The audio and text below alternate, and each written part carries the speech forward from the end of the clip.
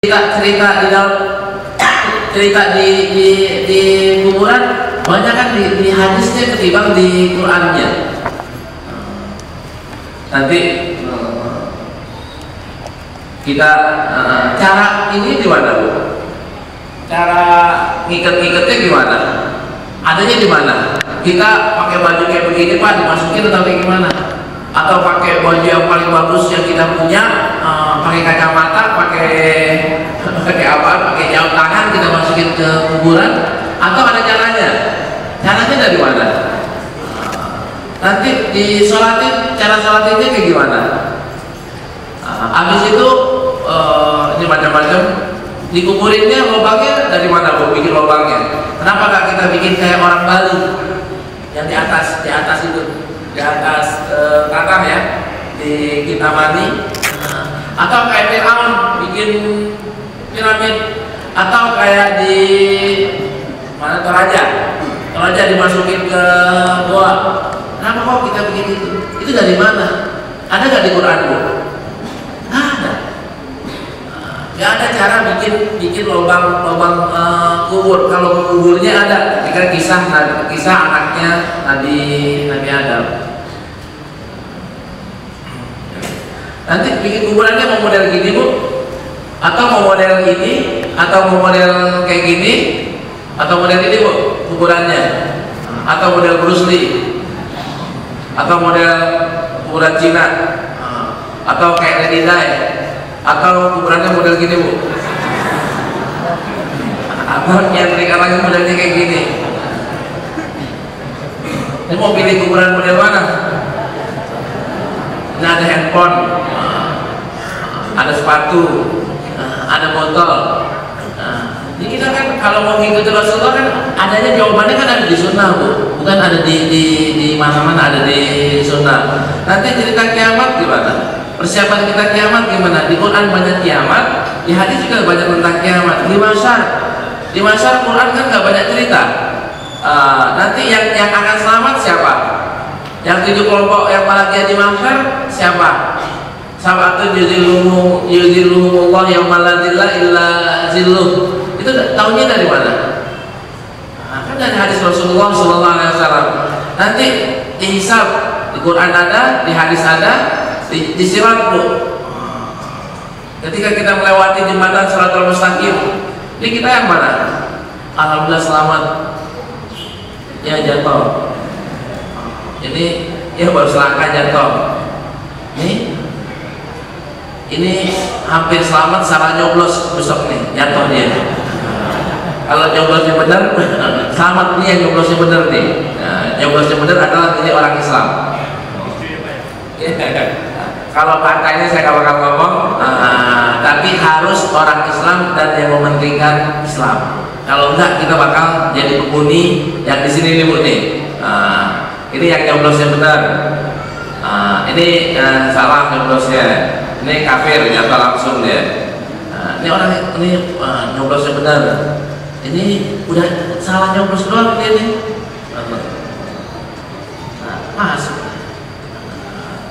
Nah, nanti kata Rasulullah kan semua umat itu akan masuk surga kecuali yang tidak mau. Illa man aba. Orang yang mau masuk surga nanti surga kayak gimana? Nanti kita kalau masuk surga, rumah kita nggak di BSD lagi, Pak. Rumah kita di sini nih. Kan cantik, Pak ya. Kurang cantik yang ini, Bu. Kurang cantik lagi yang ini. Ini gambaran-gambaran surga. Nanti juga kalau kita dapat surga, mobil kita tinggal pilih mana yang mau. Kurang gede, ambil yang ini. Kurang mewah, ambil yang ini. Naik pesawatnya pun nggak usah naik Garuda, naik yang ini aja, Bu.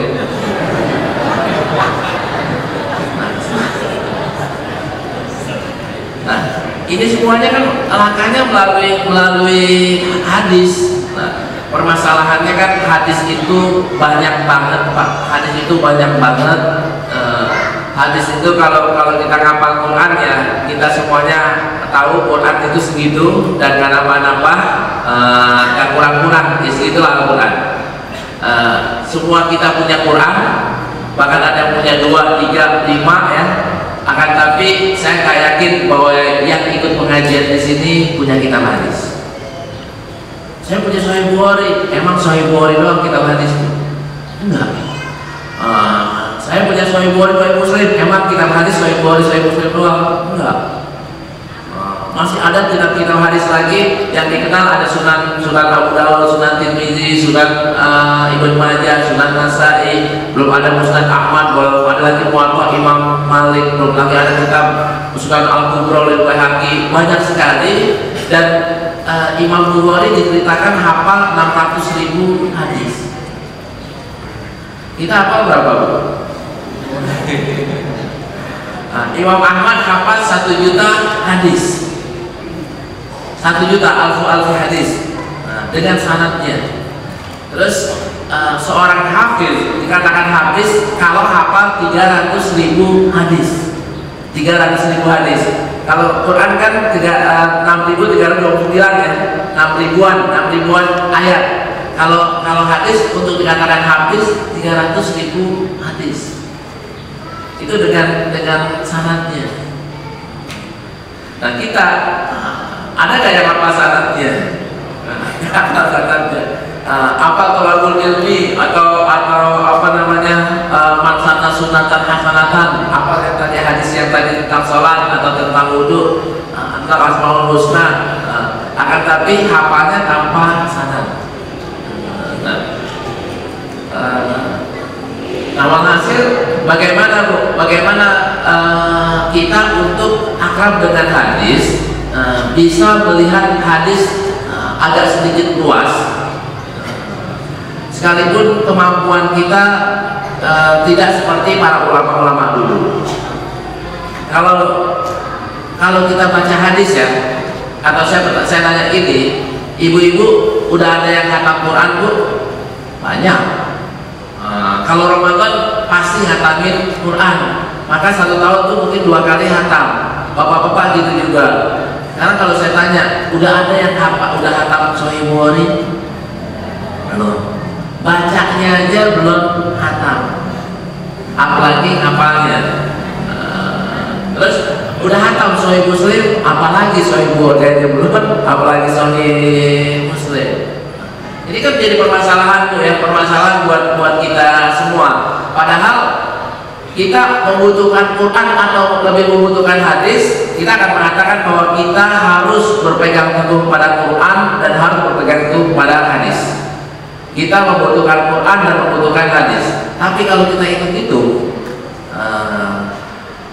Quran untuk masalah konsep kita lebih membutuhkan Quran untuk konsep. Prinsip-prinsip hidup kita membutuhkan Quran, akidah kita membutuhkan Quran lebih daripada hadis. Tapi kalau amalia, praktek sehari-harinya kita lebih membutuhkan hadis ketimbang Quran, ketimbang Quran. Nah, kita ini hidup lebih banyak amalia atau lebih banyak konsep, Pak? Lebih banyak amalia. Kita cara mandi junub tadi, cara mandi junub ada di Quran? Nggak ada.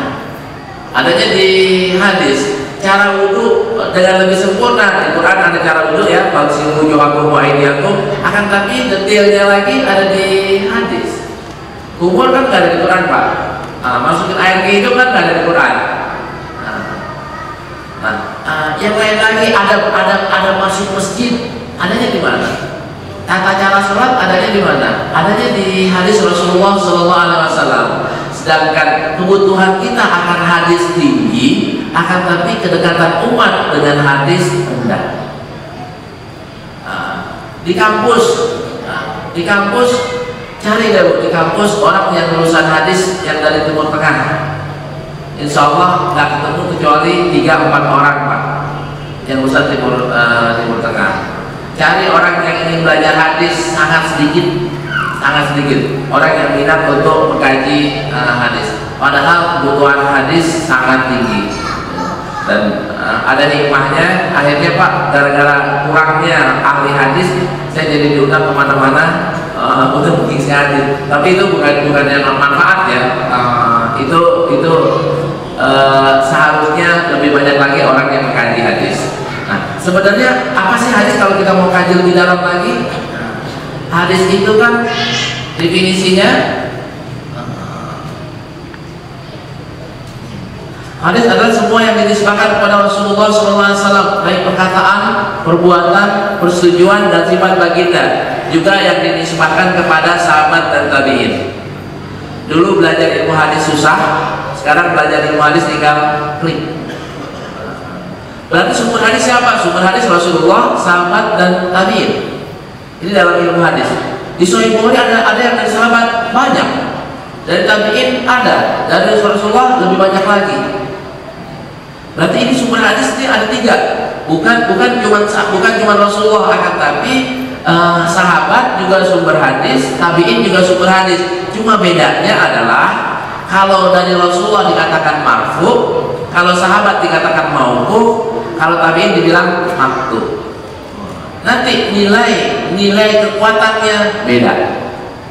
Mana yang paling kuat? Yang marfu. Kalau nggak ada yang marfu, yang mana? Baru yang mauquf. Kalau yang mauquf nggak ada, baru yang maqtu. Kita mau beramal, ada hadisnya nggak Rasulullah kerjain atau tidak? Rasulullah nggak kerjain. Kan kadang-kadang ke bawah, Pak.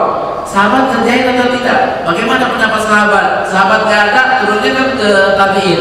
Habis tabi'in baru ke ulama. Ulama baru ke kiai. Kiai baru ke ustad. Atau kalau dari tabi'in boleh langsung ke ustad. Asal ustadnya mempunyai kapabilitas. Baru kita kerjain. Nah, kita jangan sampai Rasulullah nggak ada, langsung kita ijtihad. Padahal sahabat ada yang berijtihad. Kita harus ngambil dulu yang namanya hadis mauquf. Hadis mauquf itu dari sahabat. Sahabat itu siapa sih? Jawabannya tinggal klik. Sahabat itu ini hadis mauquf definisinya, sahabat adalah mereka yang bertemu dengan Rasulullah SAW dalam keadaan mukmin dan meninggal dalam keadaan mukmin. Bertemunya gimana? Bertemu atau melihat? Bertemunya usianya udah balik atau boleh masih kecil? Bertemunya waktu orang dia udah Islam atau dia belum Islam? Nanti bertemunya berapa lama? Semenit atau 10 hari atau 10 tahun? Baru dikatakan sahabat. Ini perdebatan ulama ketika berdebat siapa sih yang namanya sahabat Rasulullah SAW. Kita pengen lebih tahu lagi, tinggal klik doang.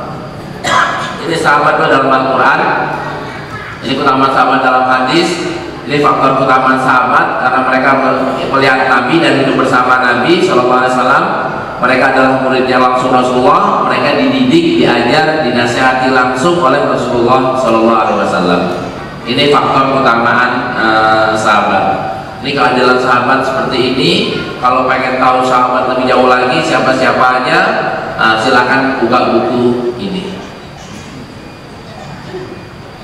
Nah, ini mengenai pengertian. Kalau hadis yang umumnya gimana Ustaz? Kalau hadis yang umumnya kan sumbernya dari Rasulullah. Sumbernya dari Rasulullah, maka pembagian hadis itu banyak sekali, Bapak-bapak dan Ibu sekalian. Ini kedudukannya, sejarah, unsurnya, pembagiannya. Hadis itu ada yang dibagi berdasarkan sumber, ada yang dibagi berdasarkan karakter, ada jumlah periwayatan, ada kekuatan, ada kualitas atau kuantitas, ada kesinambungan, ada ketercelaan, ada kehujahan. Jadi pembagiannya banyak. Yang top yang mana? Yang biasanya adalah ini sama ini. 1, 2, 3, maaf. Yang pertama kalau penisbahan itu ada yang dari Allah dibilang hadis qudsi, kalau yang dari Rasulullah dibilang marfu, kalau yang dari sahabat dibilang mauquf, kalau yang dari tabi'in dibilang maqtu. Ini dari sumber. Kalau di hadis ada qala Allah Ta'ala, maka itu bukan dari Quran, maka itu maksudnya adalah hadis qudsi. Nah, kalau cuma qala Rasulullah, hadisnya marfu. Kalau dari Ibn Umar, dari Ibn Abbas tidak sampai ke Rasulullah, maka dibilang mauquf. Kalau dari Atta, dari Sa'id Ibn Musayyab, itu dibilang maqtu karena beliau adalah tabi'in. Ini berdasarkan sumber penisbahan. Kalau berdasarkan jumlah periwayatan, ini ada yang mutawatir, kalau banyak banget yang meriwayatkan, kalau ada yang masyhur, kalau cukup banyak, kalau cuma 2 yang meriwayatkan namanya aziz atau mustafid, kalau cuma 1 dibilang ahad. Ini dari jumlah periwayatan. Kalau dari sisi kekuatan, nah ini yang harus kita ketahui adalah yang ini, Pak. Karena semuanya akan berpacu ke sini. Hadis ada yang sahih, ada yang dibilang hasan, ada yang dibilang dhaif, dan ada yang dibilang maudhu. Kalau hadisnya sahih nanti boleh digunain, karena itu benar dari Rasulullah SAW. Kalau hadisnya hasan, kemungkinan besar betul dari Rasulullah SAW. Presentasenya berapa? Kalau sahih itu dari 70 sampai 99,9. Oh, enggak 100%. Kalau 100% namanya mutawatir. Nah, kalau sahih doang, kalau yang mutawatir pasti sahih, yang sahih belum tentu mutawatir. Kalau hasan, orang bilang dari 60, ada yang bilang dari 55, dari 60 sampai 70-an. Itu hasan, baik. Kalau dhaif itu lemah. Orang bilang dari kurang dari 50 sedikit sampai 60, bagi yang bilang 60. Ada yang bilang enggak, 40 sampai 50 adalah dhaif. Artinya masih mungkin ini adalah perkataan Rasulullah SAW.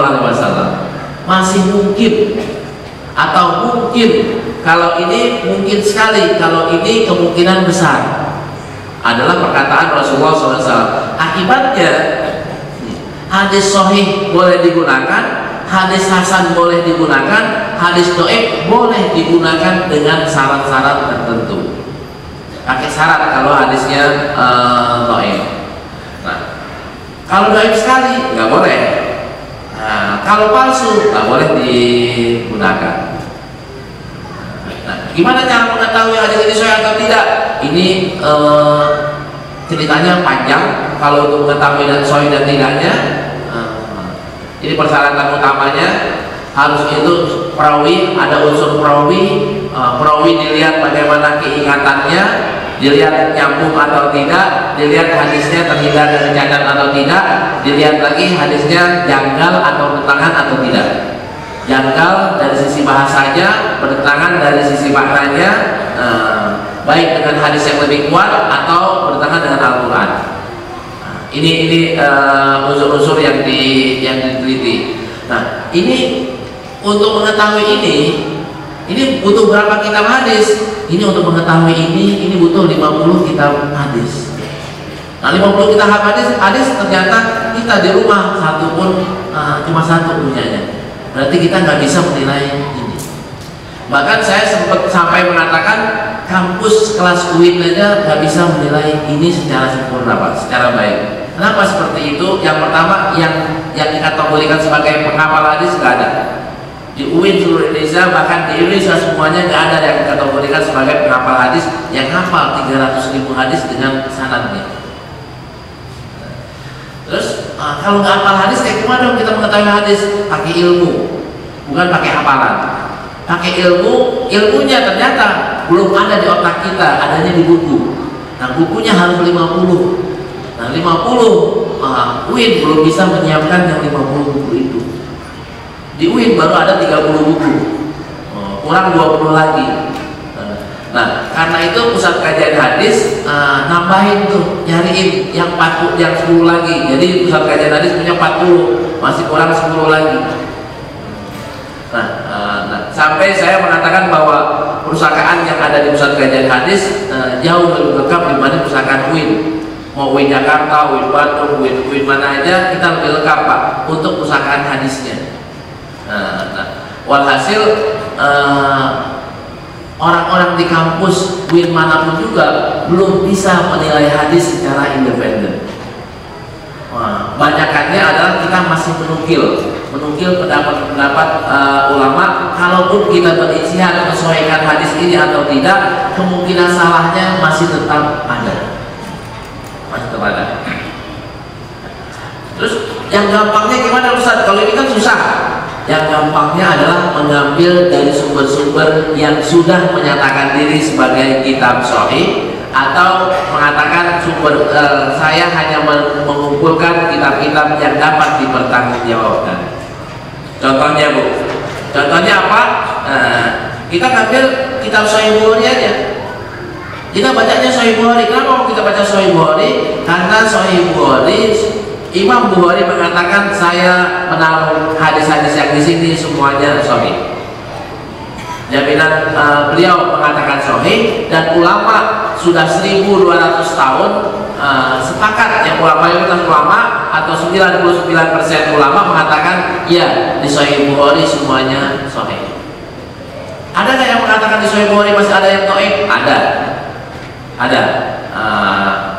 Cumannya mereka minoritas banget, tidak ada yang dikategori ulama beneran, nggak ada 1%. Kalau di Indonesia tadi ada beberapa dokter ya menulis disertasi mengatakan di Sahih Bukhari ada yang dhaif, ya dia disuruh hafal 40 hadis aja nggak hafal Pak. Ngapal 40 hadis aja nggak hafal, mau ngaku-ngaku mau sosok mengatakan di Sahih Bukhari ada hadis dhaif. Ya gimana? Orang tahu cuman apa namanya RT doang, tapi mau ngomong soal Jakarta. Orang tahu cuma CRW, mau ngomong soal Indonesia, ya nggak level. Ini Sahih Bukhari ini contohnya. Sahih Bukhari, Sahih Muslim, mereka sudah menjamin bahwa yang dikumpulkannya adalah sahih. Ada yang mengatakan yang saya kumpulkan ini ada yang sahih, ada yang hasan, ada yang dhaif. Siapa yang mengatakan itu? Nah ini Imam Tirmidzi mengatakan di buku saya, tabibnya, di buku saya ada yang sahih, ada yang dhaif, ada yang hasan. Ini Imam Tirmidzi. Banyakan mana? Banyakan hasannya. Banyakan hasannya daripada dhaifnya. Banyakan hasannya daripada sahihnya. Yang sahih mana? Udah diambil duluan sama Imam Bukhari sama Imam Muslim. Nah, Imam Abu Daud begitu juga. Abu Daud ngumpulin lagi di tempat di kitab Sunan saya, kata Abu Daud, ada yang sahih, ada yang hasan, sedikit banget yang dhaif. Sedikit yang dhaif. Kata siapa? Kata Abu Daud sendiri. Nah, maka ulama mengatakan mayoritas di kitab Sunan Abu Daud adalah hasan. Begitu juga mayoritas yang ada di Sunan Tirmidzi, begitu juga yang di Nasai, begitu juga yang berbeda dengan Ibnu Majah. Kalau di Ibnu Majah banyak juga yang dhaifnya, banyak hasannya, ada sahihnya, banyak juga. Beda Pak ya. Kalau di Sunan Abu Daud ada. Kalau yang di Sunan Tirmidzi ada lebih banyak daripada Sunan Abu Daud. Kalau di Sunan Ibnu Majah lebih banyak daripada Sunan yang 3. Kalau di Ahmad, di Musnad Ahmad, ulama banyakannya adalah yang sahih, banyak sahih, banyak dhaif, banyak hasan. Ini ngumpul di sini di Sunan Ahmad. Terus Sunan Ahmad berapa hadisnya? Kita lihat Pak ya. Hadis Sunan Ahmad ada berapa? Di Sunan Ahmad ada 2000, hitungan komputer 26.363 hadis. 26.000. Kita udah bacanya berapa? 1000 aja belum baca. Ini di sini ada 36.000. Di Sahih Bukhari ada berapa hadis? Di Sahih Bukhari ada 7.008 hadis. Hitungan komputer. Di Sahih Muslim ada 5.362 hadis. Di Sunan Tirmidzi ada 3.891 hadis. Sunan Nasai ada 5.663 hadis. Di Sunan Abu Daud ada 4.590 hadis. Di Sunan Ibnu Majah ada 4.332 hadis. Di Sunan Ahmad tadi, di Musnad Ahmad sudah. Di Muwatta Malik ada 1.594 hadis. Nah, Muwatta Imam Malik kata Imam Syafi'i, tidak ada di atas muka bumi ini setelah Al-Quran kitab lebih sahih, lebih benar daripada Muwatta Malik. Itu kata Imam Syafi'i. Sahihan mana antara Muwatta Malik dengan Sahih Bukhari? Lebih sahih mana? Imam Syafi'i berkata seperti itu. Imam Bukhari belum lahir. Jadi tidak ada pertentangan antara perkataan ulama dengan perkataan Imam Syafi'i, karena Imam Syafi'i belum pernah lihat Sahih Bukhari. Nah, Sahih Bukhari lebih cakep, lebih bersih dibanding Muwatta Malik. Dari sisi kesohihan Pak ya. Kalau Imam Darimi ini paling rendah di antara 9 kitab. Dari sisi kekuatannya paling rendah adalah Sunan Darimi. Nah ini baru 9. Kalau kita baca 9-9-nya ini lebih daripada 50.000. Kita sanggup nggak baca 50.000 hadis? Tadi itu satu aja belum selesai, gimana yang 50.000? Nah, ulama mencoba menggabungkan yang paling populer. Ada gabungannya adalah saya mengenai akhlak aja deh, mengenai akhlak. Saya mengenai ahkam saja, mengenai hukum aja. Saya mengenai kiamat aja. Maka ulama-ulama mengumpulkan hadis-hadis dari kitab-kitab yang seperti ini. Ada yang mengumpulkannya soal akhlaknya saja, ada yang mengumpulkan soal ahkamnya saja, ada yang mengumpulkan dengan tema yang lain. Nah, dari kitab kumpulan itu muncullah kitab yang namanya kitab Riyadhus Shalihin. Nah, kitab Riyadhus Shalihin ini konsentrasinya ke akhlak. Ke akhlak saja. Ini berapa hadis? Hanya 1984 hadis. Nggak sampai 2000 hadis mengenai akhlak. Nah, kalau mengenai akam, yang paling populer adalah kitab yang namanya Bulughul Maram. Nah, ini kitab yang paling populer mengenai akam. Nah, kita harus baca yang mana nih Ustaz? Ulama mengatakan bacalah 2 kitab ini. Bacalah Bulughul Maram untuk mengetahui ahkam, bacalah kitab Riyadhus Shalihin untuk mengetahui akhlak. Bulughul Maram akhlak. Ini dua ini yang dibaca. Kenapa Pak yang dibaca kayak gitu? Ini yang ngarang kitab Bulughul Maram namanya Ibn Hajar Al-Asqalani. Di bidang hadis ada gelaran-gelaran. Nah, kalau di kita kan di akademis ada S1, S2, S3, doktor, master, doktorandes. Nah, kalau di hadis juga ada gelaran-gelaran Pak. Yang paling tinggi gelarnya adalah Amirul Mukminin fil hadis. Nah, akhir dari Amirul Mukminin fil hadis adalah Ibn Hajar Al-Asqalani. Nah, beliau meninggalnya 852. Kata ulama nih, belum ada yang tandingin ilmu hadisnya. Orang dari sejak zaman beliau sampai sekarang belum ada tandingannya. Nah, kita baca kitab beliau, beliau pertimbangannya kuat banget, pertimbangannya bagus banget. Sekalipun pasti namanya manusia pasti ada kesalahannya. Nah, karena itu kalau mau baca kitab hukum, hadis hukum, bacalah kitab Bulughul Maram. Kalau mau baca kitab akhlak, bacalah kitab Riyadhus Shalihin. Riyadhus Shalihin yang ngarang siapa? Imam Nawawi. Imam Nawawi meninggalnya berapa? 767. Nah, sekarang ini di dunia Islam, kitab yang paling banyak dicetak, kitab agama yang paling banyak dicetak adalah Riyadhus Shalihin. Bapak pergi ke dunia Islam manapun juga, ke Maroko, ke Jazair, ke Sudan, itu yang paling banyak kitab apa yang dicetak? Kitab Riyadhus Shalihin. Kitab mana yang paling banyak dibaca? Kitab hadis mana yang paling banyak dibaca di seluruh dunia? Kitab Riyadhus Shalihin. Kenapa kok paling banyak? Imam Nawawinya bilang saya nggak bakal masukin hadis palsu ke sini. Nggak bakal saya masukin hadis palsu. Hadis sahih masuk, hadis hasan masuk, hadis dhaif masuk kalau tidak ada yang lain. Kalau hadisnya tidak dhaif sekali, tidak dhaif sekali masuk ke sini. Nah, karena persyaratan Imam Nawawi yang inilah para ulama hadis mengatakan ya kami terima. Nah, akibatnya apa? Ulama-ulama hadis banyak yang mengajarkan kitab Riyadhus Shalihin. Apa enaknya kalau kita umpamanya kenapa kita nggak baca Sahih Bukhari aja dibanding Riyadhus Shalihin? Bapak-bapak dan ibu sekalian, kalau kita baca Sahih Bukhari, baca satu hadis butuh 3 menit. Di Riyadhus Shalihin baca satu hadis hanya perlu 2 menit. Atau di Sahih Bukhari kita baca perlu 1 menit, di Riyadhus Shalihin butuh setengah menit. Bedanya apa? Kita bisa lihat di sini. Ini kita ambil yang mana aja ya, yang mana aja.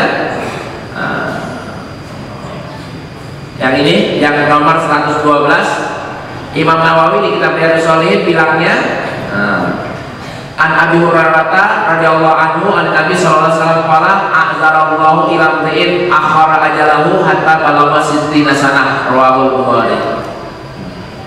Kalau kita baca Sahih Bukhari panjang Pak satu hadisnya. Qala Imam Bukhari rahimahullah hadatsana siapa ya? Kita baca satu hadis.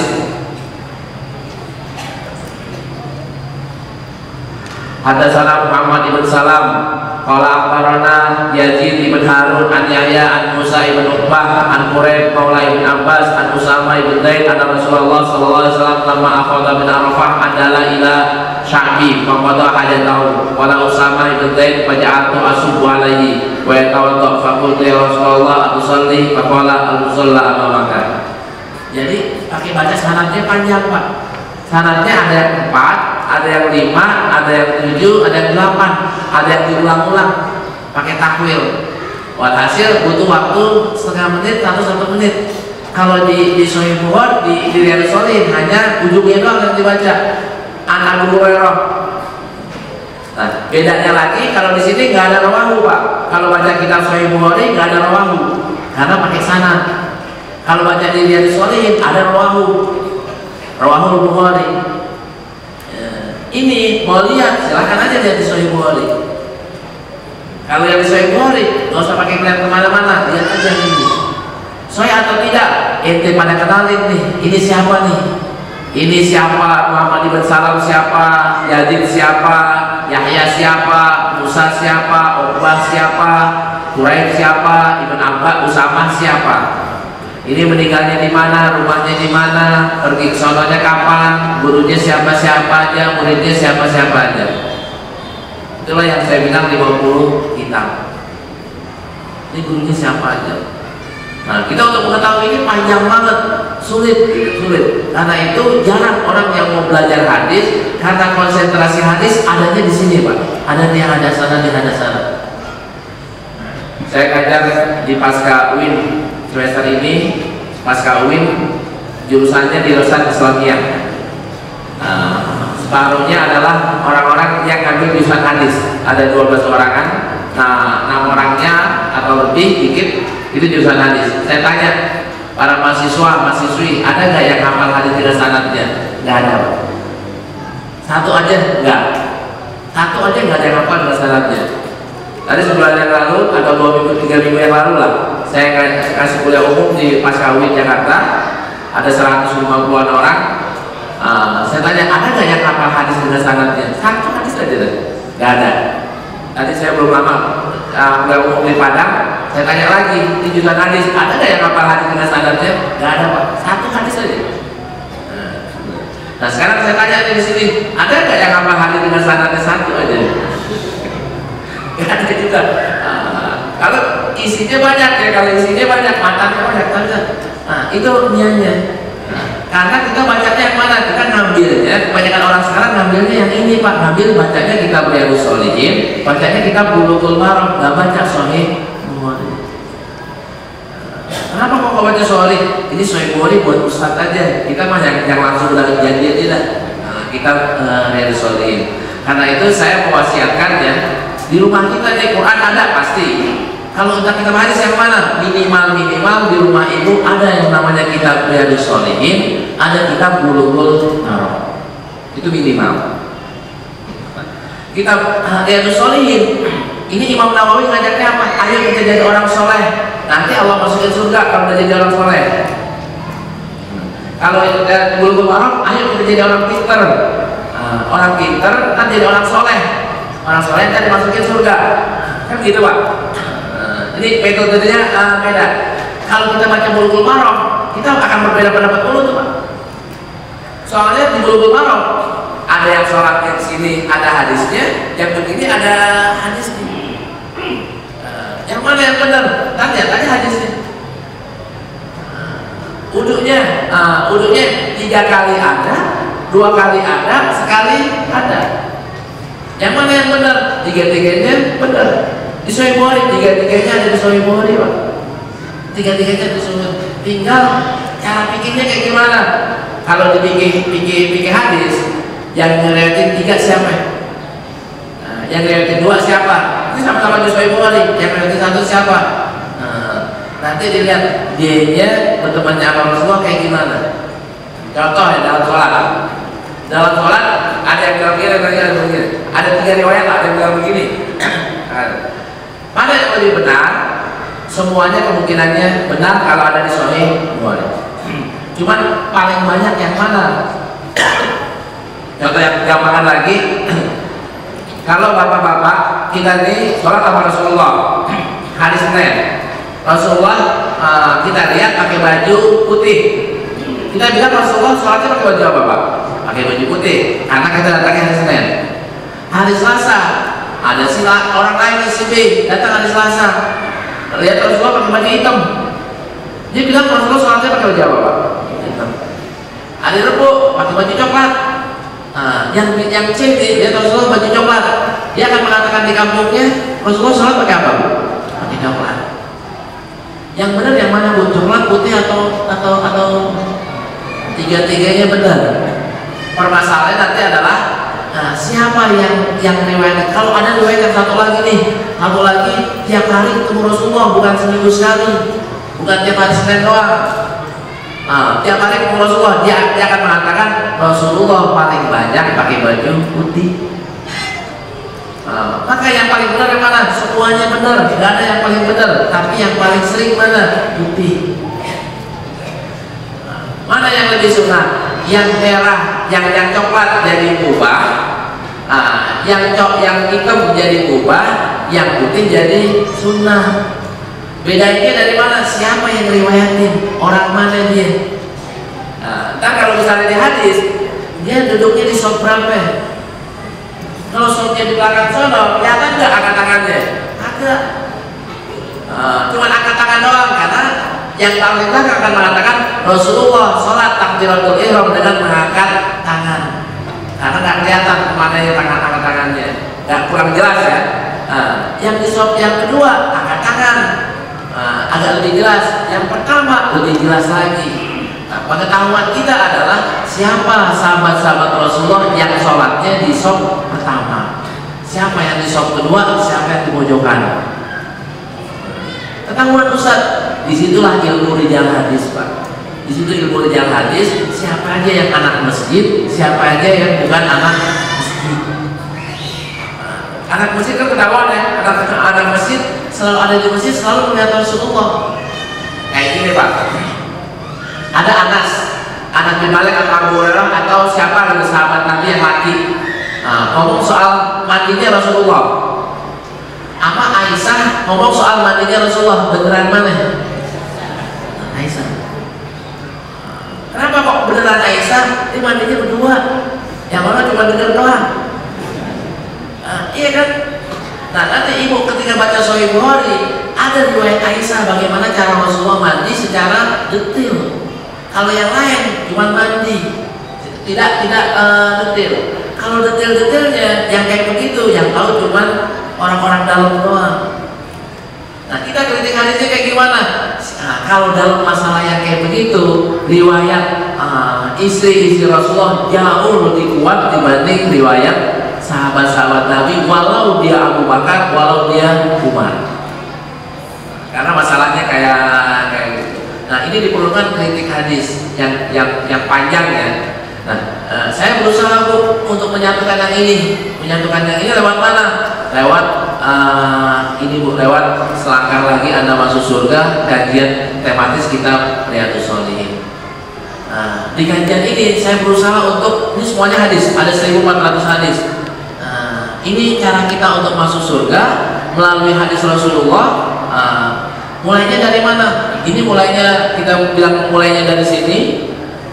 Mulai dari sini, soal iman tinggal klik, soal ilmu tinggal klik, soal amal tinggal klik, soal sosial tinggal klik, soal menunggu kematian tinggal klik. Kita mau mana nih? Mau perkuat iman tinggal klik doang. Ini loh dasar hubungan kita dengan Allah berdasarkan konsep hadis. Ini meningkatkan hubungan kita dengan Allah.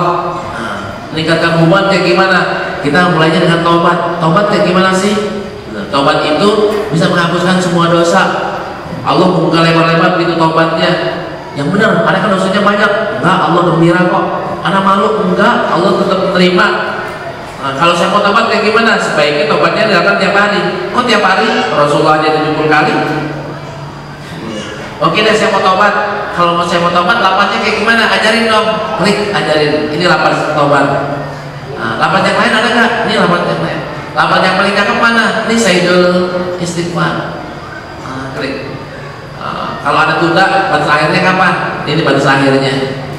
Tinggal diklik ya, batas akhirnya kapan? Kalau manusia sampai nyawa di tenggorokan, kalau orang ya personal sampai nyawa di tenggorokan, kalau manusia sampai matahari terbit di barat.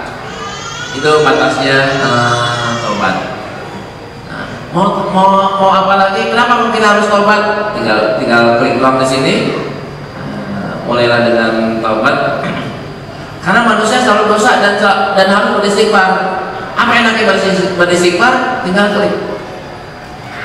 Kalau begitu saya mau taubat tapi masih malu Nih, lihatin nih, ada orang bunuh 99, taubatnya masih diterima. Itu udah bunuh berapa orang? Belum, Ustaz. Maka tetap diterima. Sahabat yang tidak ikut perang, taubatnya diterima. Sahabat yang berzina, taubatnya diterima. Orang yang pernah saling membunuh, taubatnya juga diterima. Mana dalilnya? Semuanya tinggal klik. Ini saya ambilnya dari kitab Riyadhus Shalihin. Ini Ustaz, bisa di-download secara gratis Pak. Gratis di masuksurga.pusatkajianhadis.com. Silakan download gratis. Kalau yang pakai HP ada Androidnya, silakan ambil di App Store, di Google Play atau App Store. Kuncinya Pusat Kajian Hadis. Nah, Pusat Kajian Hadis tinggal download aja, free. Nah, bayarannya cuma doain aja yang tulis gitu. Doain mudah-mudahan masuk surga. Nah, bagi yang mau punya, bagi yang mau pakai bukunya, ini pakai bukunya. Ini nggak pakai free karena yang nyetak bukan saya, yang nyetak Al-Mahirah. Ini 100.000. Ini hadiah yang paling baik buat orang-orang yang kita cintai. Anak kita ulang tahun, kita kasih hadiah. Ini ulang tahun yang udah gede ya. Yang kamu akan masuk surga, tinggal serahkan lagi. Mantu kita bu, mantu ibu, kasih gini, serahkan lagi. Mantu saya masuk surga. Yang benar, insya Allah asal ngamalin sunnah. Isinya kan sunnah Rasulullah. Mau nanya apaan di sini? Tinggal jawabannya tinggal klik. Bersosial tinggal klik doang. Hubungan suami istri tinggal lihat doang di sini. Hubungan suami istri. Apa kewajiban suami? Ini kewajiban suami, kewajiban istri harus mentaati suaminya, harus melayani suaminya. Kalau enggak, dosanya adalah dilaknat malaikat, diprotes tidak dari surga. Ustaz nggak adil. Kewajiban suami mana? Tinggal klik doang. Ini kewajiban suami. Kewajiban suami harus memimpin rumah tangganya, harus menafkahi keluarganya, harus memperlakukan istrinya dengan baik, harus memaklumi kekurangan istrinya. Artinya jangan nggak bisa masak sayur asem, istrinya digampar. Ini bukan Islami. Baru sekali salah doang udah dimarah-marahin dulu. Ini bukan Islam. Nah, ibu-ibu juga kalau suaminya minta jatah, harus dilayani.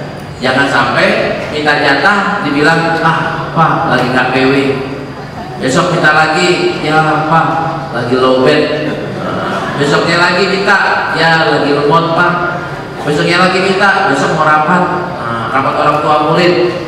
Kalau besoknya lagi ibu mau ngasih, bapaknya akan menjawab maaf udah ganti kartu. Kenapa kok bapaknya ganti kartu? Karena ibu tidak melaksanakan kewajibannya, kewajiban melayani suami. Siapa yang bisa ngetik ini? Ibu bisa marahin suaminya pakai ini, Bu. Bukan marahin, ingetin ya, pakai hadis. Saya sama anak saya bilang gini, nak, tolong dong cari kewajiban anak apaan sih sama orang tua, dicari. Ini hubungan anak dengan orang tua harus berbakti, Pak. Kalau nggak berbakti gimana? Jadi dosa besar. Ya, betul. Terus namanya Hadi udah berbakti belum? Ya kan Pak Hadi nggak bandel. Kan berarti udah berbakti, Pak. Terus habis itu dibilang gini, Bapak jangan nyuruh Hadi untuk baca ini doang, Bapak baca ini dong, baca kewajiban orang tua terhadap anak. Bisa. Nah, untuk Qurannya tinggal ambil satunya, Pak, namanya Quran Al-Hadi. Quran Al-Hadi juga bisa berinteraksi sama seperti ini. Quran bisa di sini di app store ya, habis gratis, namanya Quran Al-Hadi. Nah, dengan Quran Al-Hadi, Bapak mau nanya apa aja tentang Quran, tinggal klik. Ini mau nanya surga kayak gimana, tinggal gini kok, Pak. Ini surga, keindahannya surga. Di surga ada apa sih? Nah, ini surga indah atau tidak? Ini klik. Info tentang kenikmatan surga ada apaan? Semuanya tinggal klik dan kita bisa mengetahui berdasarkan hadis Rasulullah SAW. Ya, ini waktunya udah lewat, Pak. Mungkin ya mukadimahnya ini, kalau kajian hadisnya lebih dalam, mungkin di kesempatan yang berbeda atau paling tidak silakan ikuti kajian saya di TVRI setiap jam 5 dan sampai jam 6 hari Ahad tadi pagi. Tadi pagi jam 5 sampai jam 6. Mungkin ini Ustaz, kita buka tanya jawab. Silakan.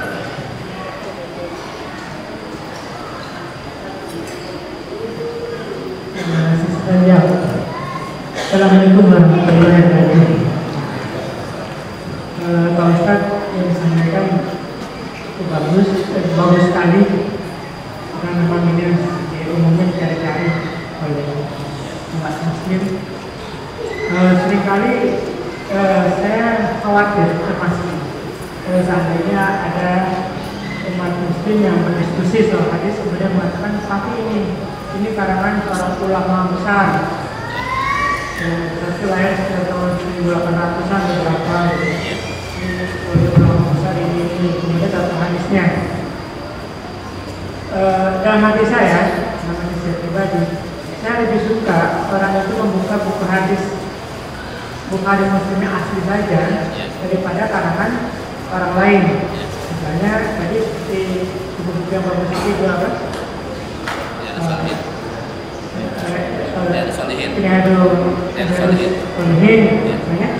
Mana yang lebih baik kita membaca buku-buku yang karangan ulama-ulama, tapi kita langsung membaca buku-buku hadisnya.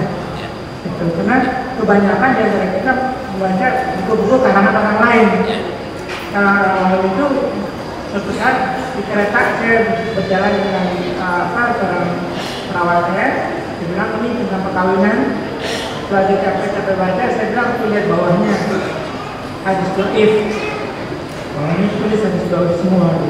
Jadi mana yang baik kita membaca langsung dari buku hadis asli, kemudian membaca sendiri, kalau nggak ngerti kita dari dulu, atau kita mencari buku-buku karangan para ulama-ulama besar tadi.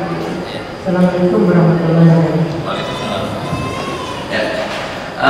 Tidak semua orang punya kemampuan, Pak, untuk baca kitab Sahih Bukhari. Tidak semua orang punya kemampuan. Pertama tadi itu tebal sekali. Dari ketebalannya tebal, mungkin dia bisa diatasi. Tapi dari sisi tadi bacanya tuh Sahih Bukhari bacanya pakai an lama. Orang udah mulai antipati. Lama langsung aja. Anak di kampus UIN itu kalau baca Sahih Bukhari dicari kalau Rasulullahnya nggak dibaca tuh an-annya itu, Pak. Langsung dicari mana kalau Rasulullahnya. Untuk memotong waktu. Karena an-an itu buat orang tertentu nggak ada manfaatnya. Buat kita yang belajar hadis, disitulah letak kesohihannya. Sohinya dari mana sih? Dari an. Kalau nggak ada an-nya malah justru nggak sohih. Nah itu permasalahannya. Yang kedua, Imam Bukhari menyampaikan data. Ini datanya. Analisanya kayak gimana? ada yang bisa menganalisa, ada yang enggak. Contohnya kayak tadi Pak, ada 3 riwayat ini, 3 riwayat yang pakai baju putih, baju coklat, baju hitam tadi. Nah, kalau ada orang yang salah paham, dia baca satu hadis pakai baju putih doang, maka dia akan mengatakan Rasulullah pakai baju putih dan nggak boleh pakai baju yang lain. Maka orang yang pakai baju yang lain dikatakan bid'ah, dikatakan dolalah, dikatakan macam-macam. Nah, ini yang pemahamannya salah. Nah, orang kan kadang-kadang baca Imam Bukhari, kadang-kadang langsung dan nomor 1, nomor 2-nya, nomor 3-nya, 3 riwayat yang berbeda, kadang-kadang tampaknya di tempat yang lain. Nah, orang harusnya baca dulu tuh semuanya, baru bisa menyimpulkan. Ini tingkat kesulitannya Pak. Bukan saya tidak setuju kita baca Sahih Bukhari, tapi kalau kita silahkan baca Sahih Bukhari, tapi jangan cepat-cepat mengambil kesimpulan. Hatamin dulu, hatamin, baru baca keduanya bisa ambil kesimpulan. Nah, Ibn Hajar udah hatam, bahkan beliau hafal. Nah, karena itu beliau mengambil kesimpulan. Mungkin ini Pak. Baik, pertanyaan terakhir. Ini sangat menarik sebenarnya, walaupun ini masih pendahuluan ya dari guru kita, Ustaz Ahmad Lutfi. Silakan. Assalamualaikum warahmatullahi wabarakatuh. Waalaikumsalam. Terima kasih Pak Ustaz atas kesempatan untuk bertanya. Ini kita ini kebanyakan baru belajar hadis kebanyakan orang. Nah ini barangkali saya berharap ada penjelasan sedikit. Jangan belajar kita pada hadis yang tadi itu ada di sini, salah satunya adalah hadis palsu. Nah kita ini orang awam kan tidak tahu persis mana yang sahih ataupun yang hasan ataupun yang tadi itu ya. Mohon penjelasan sedikit supaya kita tidak salah belajar. Hadis palsu itu tanda-tandanya apa sih sesungguhnya? Ya, terima kasih Pak Ustaz. Assalamualaikum warahmatullahi wabarakatuh. Waalaikumsalam. Buat kita yang awam Pak, paling gampang adalah lihat sumbernya. Kita mau baca kitab nih, ada beberapa kitab. Nah, ini kitab ini siapa yang ngarang? Itu paling gampang, paling gampang. Yang ngarang ini punya kapabilitas nggak di hadis. Nah, saya nggak tahu dia punya kapabilitas atau tidak. Cara yang lainnya adalah lihat bawahnya, ada rawahunya atau tidak. Kalau nggak ada rawahunya, maka hadis itu tanda tanya yang besar. Hadis tanda tanya yang besar. Tapi kalau ada rawahunya, kita harus kenal. Kayak kita punya handphone nih, ini handphone, ini Samsung kita tahu kualitasnya, made in siapa. Ini handphone nggak ada mereknya, Bapak bilang bagus nggak? Kan Bapak ragu. Begitu juga merek hadis itu adalah rawahu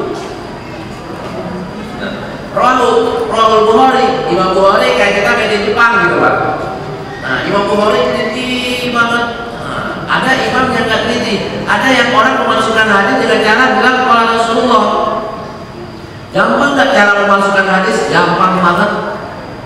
Disertasi saya tentang hadis palsu Pak, tentang hadis kitab Riyadhus Shalihin, Nurutun Nasihin. Nurutun Nasihin merupakan kitab yang paling populer di Indonesia setelah kitab Riyadhus Shalihin. Santri-santri pada baca. Dai-dai banyak yang baca kitab yang namanya Nurutun Nasihin. Kenapa kok orang pada baca? Karena pahalanya gede banget Pak. Apa aja ada pahalanya, dan itu semuanya sumbernya dari Rasulullah SAW, dan pahalanya gede-gede. Nah, saya meneliti satu persatu. Kesimpulan saya, 30% dari 840-an hadis di kitab Nurutun Nasihin yang sangat populer di Indonesia adalah palsu. 30%. 12% itu tidak bisa dipertanggungjawabkan. Totali adalah ada 42% yang tidak boleh digunakan, dan ini populer di kalangan kita. Saya baru datang sini itu mengangkat itu dikecam Pak, di mana-mana saya dikecam. Anak baru kemarin udah berani ngomong palsu. Kami udah bacanya udah puluhan tahun baca kitab ini nggak palsu. Kok baca ada anak baru bilang palsu? Contohnya Pak, man fariha biduhuli Ramadan haramallahu jasadahu ala niran. siapa yang gembira dengan datangnya bulan Ramadan akan diharamkan jasadnya dari api neraka. Ketika saya mau berdebat hadis ini palsu atau tidak, saya tanyain, hadisnya rawi siapa? Man barika? Nggak ada. Saya baca di kitab. Di kitab memang itu berarti hadis? Enggak. Ada di kitab tertentu itu bukan otomatis hadis. Ada di kitab tertentu kitab hadis baru namanya hadis. Saya bikin buku, bisa nggak saya palsuin hadis? Bisa. Saya bilang aja kalau Rasulullah SAW di buku saya ini as-sholat di masjid as-sahid afdal min sholat di masjid Baitul Muqni bisakin wa isrina darajah. Bisa atau enggak? Bisa. Hadis bukan itu hadis. Kenapa kok hadis? Karena saya udah bilang pola Rasulullah SAW. Definisi hadis adalah semua yang dikatakan pola Rasulullah jadi hadis. Siapa aja bisa nambah-nambahin pola Rasulullah SAW. Mana yang benar? Yang benar kan man shoma ramadhana imanan wa ihtisaban ghufira lahu ma taqaddama min dzambi. Itu yang benar. Kenapa kok kita bilang benar? Rawahul Bukhari, Muslim juga. Nggak percaya? Lihat aja Sahih Bukhari. Nyaris sebentar nggak ketemu man shoma ramadhana imanan wa ihtisaban. Lah, Ustaz kan orang jawab, kalau man shoma ramadhana pahalanya kan udah gede. Kalau man fariha, barang siapa yang gembira, pahalanya gede. Gembira doang udah nggak masuk neraka. Ini puasa aja boleh itu masuk neraka. Karena kan pakai syarat Pak. Man shoma ramadhana imanan wa ihtisaban. Syaratnya kan pakai iman, pakai hati-hati, pakai ngarep-ngarep. Baru pahalanya juga nggak gede. Ghufira lahu pahalanya, diampuni dosanya. Diampuni dosanya kan beda dengan haramallahu jasadahu ala niran. Itu pahalanya nggak pakai syarat Pak, cuma girang doang. Pahalanya gedean. Jadi akan yang pahalanya gedean daripada yang pahalanya kecilan. Masalahnya kan bukan pahalanya gedean. Orang bisa aja maksuin hadis dengan cara yang kayak begitu. Yang penting kan otentitasnya. Nah, ketika kita debatnya pakai ilmu, maka orang yang mengatakan itu sahih nggak bisa ngomong Pak. Ayo kita cari di Sahih Bukhari nggak ada, Sahih Muslim kali, di Musnad Ahmad kali, di kitab ini kali, di kitab itu kali, cari aja. Kalau nggak ada berarti palsu. Apa ciri-ciri hadis palsu? Kita tinggal tulis di sini doang. Palsu. Begini, inter ada ciri-ciri hadis palsu.